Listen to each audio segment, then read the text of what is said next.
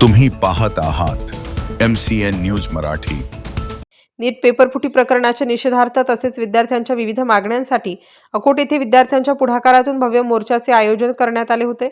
हा मोर्चा श्री संत नरसिंह महाराज यांच्या रंगनाथ प्रांगणातून शांततेत सुरू होऊन उपविभागीय अधिकारी अकोट यांना निवेदन सादर करण्यात आले। राष्ट्रगीताने मोर्चाची सांगता करण्यात आली। या मोर्चामध्ये राष्ट्रीय कीर्तनकार सत्यपाल महाराज, प्रतिभा साहित्य संघाचे संस्थापक अध्यक्ष तथा वऱ्हाडी कवी विठ्ठल कुलट, माजी आमदार संजय गावंडे, काँग्रेस पक्षाचे महेश गणगणे, कृषी उत्पन्न बाजार समितीचे माजी सभापती प्रशांत पाचडे, शिवसेना उपप्रमुख दिलीप बोचे, वंचित बहुजन आघाडीचे पदाधिकारी, नगरसेवक तसेच सामाजिक शैक्षणिक क्षेत्रातील मान्यवर आणि मोठ्या संख्येने विद्यार्थी सहभागी झाले होते।